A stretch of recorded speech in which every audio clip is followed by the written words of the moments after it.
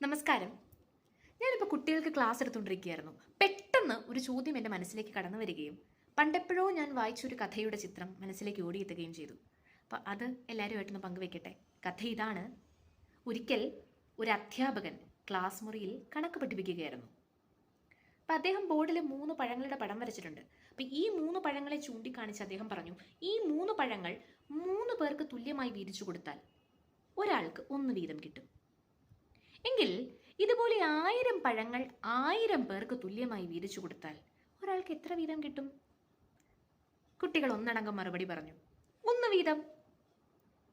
വീണ്ടും അധ്യാപകൻ ചോദിച്ചു, അപ്പോൾ 10 പഴങ്ങൾ 10 പേർക്ക് തുല്യമായി വീതിച്ചു കൊടുത്താൽ? ഒരേ സ്വരത്തിൽ വീണ്ടും മറുപടി എത്തി, 1 വീതം. പെട്ടെന്ന് അതാ പുറകിലത്തെ നിരയിൽ നിന്നും ഒരു കുട്ടി ചാടി എഴുന്നേൽക്കുന്നു.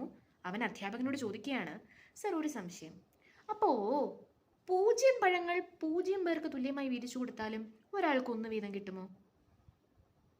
ഒരു മണ്ടൻ ചോദ്യം കേട്ടതോടുകൂടി ആ ക്ലാസ് ആകെ നിശബ്ദമായി.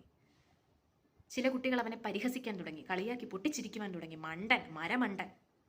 പക്ഷേ അധ്യാപകൻ അവനെ ആശംസിക്കുകയാണുണ്ടായത്, പ്രശംസിക്കുകയാണുണ്ടായത്. മിടുക്കൻ, മിടുമിടുക്കൻ. നിന്റെ മനസ്സിലുള്ള ചോദ്യം, ആ സംശയം ചോദിക്കാൻ നീ കാണിച്ച ധൈര്യം, അത് അഭിനന്ദനീയമാണ്. ശരിയാണ്, ഈ ചോദ്യം ചോദിച്ച കുട്ടിയാണ് പിൽക്കാലത്ത് ഗണിതശാസ്ത്രത്തിൽ അത്ഭുതങ്ങൾ തീർത്ത ശ്രീനിവാസ രാമാനുജൻ എന്നൊരു കഥ നിലവിലുണ്ട്. ഞാൻ പറഞ്ഞു വന്നത് മറ്റൊന്നുമല്ല, തൻ്റെ മനസ്സിലുള്ള ചോദ്യം ചോദിക്കാൻ കെൽപ്പുള്ള, സമൂഹത്തിലെ ഏതെങ്കിലും ഒരു കാര്യം കണ്ടാൽ അതിനെ ചോദ്യം ചെയ്യാൻ കഴിവുള്ള ഒരു തലമുറയാണ് നാം വാർത്തെടുക്കേണ്ടത്. ശരിയല്ലേ? ഇക്കഴിഞ്ഞ ദിവസം ഞാനൊരു വാർത്ത വായിക്കാനിടയായി. ഒരു കുട്ടി, അവൻ മുടിയും താടിയും ഒക്കെ നീട്ടി വളർത്തിയിട്ട് പരീക്ഷ എഴുതാനായി പോയി. അപ്പം ഇത് കണ്ട പ്രധാനാധ്യാപകൻ അവനെ ശകാരിച്ചു, ശാസിച്ചു. ഇത് അവന് ഇൻസൾട്ടിംഗ് ആയി തോന്നിക്കാണാം. എന്തായാലും അവൻ സ്കൂളിൽ നിന്ന് ഇറങ്ങിപ്പോയി.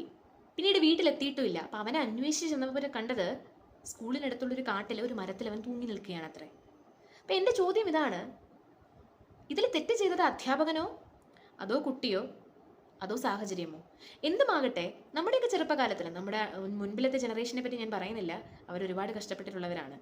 പക്ഷെ നമ്മുടെയൊക്കെ ചെറുപ്പത്തിൽ പോലും ഒഴുക്കിനെതിരായി സഞ്ചരിക്കാൻ ധൈര്യമുണ്ടെങ്കിൽ, അതായത് ഒരു നിബന്ധന, ഒരു റൂള് വെച്ചിട്ടുണ്ടെങ്കിൽ അത് അനുസരിക്കാതെ നമ്മുടെ ഇഷ്ടങ്ങൾ, മുടി നീട്ടി വളർത്തുന്നതും താടി നീട്ടി വളർത്തുന്നതും തെറ്റാണെന്നല്ല ഞാൻ പറഞ്ഞു വരുന്നത്. അതൊക്കെ വ്യക്തിപരമായ ഇഷ്ടങ്ങളാണ്.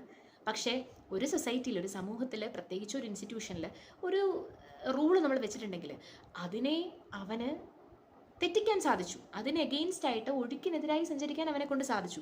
അതിനവന് ധൈര്യമുണ്ടായിരുന്നു. കൊള്ളാം, മിടുക്കൻ.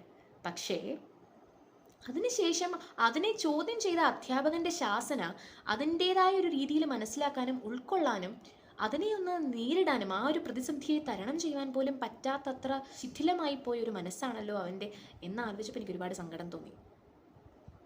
അപ്പം അങ്ങനെയുള്ളൊരു തലമുറയല്ല നമുക്കിന്ന് വേണ്ടത്. എന്തിനൊക്കെയോ നമുക്ക് ധൈര്യമുണ്ട് ചോദ്യം ചെയ്യാൻ, അല്ലേ? അച്ഛനെയും അമ്മയും ചോദ്യം ചെയ്യുവാനും അധ്യാപകരെ ചോദ്യം ചെയ്യുവാനും അനുസരിക്കാതിരിക്കാനും ഒക്കെ നമുക്ക് ധൈര്യമുണ്ട്. പക്ഷെ അതല്ല നമുക്ക് വേണ്ടത്. ചോദ്യം, മനസ്സിലുള്ള സംശയം ചോദ്യമായി വാർത്തെടുത്ത് രൂപീകരിച്ച് ചോദിക്കേണ്ട രീതിയിൽ ചോദിക്കേണ്ടവരോട് ചോദിച്ച് മനസ്സിലാക്കുവാനും ഒരു പ്രശ്നമോ പ്രതിസന്ധിയോ വരുമ്പോൾ അതിനെ തരണം ചെയ്യുവാനുള്ള ശക്തിയും ആർജിക്കാനല്ലേ നാം ശ്രമിക്കേണ്ടത്. ഇന്നത്തെ കുട്ടികളോട് എനിക്ക് പറയാനുള്ളത് ഇത് തന്നെയാണ്. മിടുക്കരായി വളരുക. സമൂഹത്തെ ചോദ്യം ചെയ്യാനുള്ളൊരു ധൈര്യമുണ്ട്.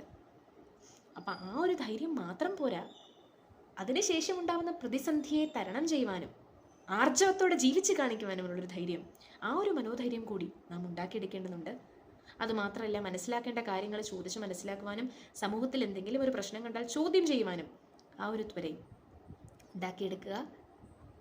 നാളത്തെ ഭാവി തലമുറയ്ക്ക് എൻ്റെ അഭിനന്ദനങ്ങൾ, അഭിവാദ്യങ്ങൾ.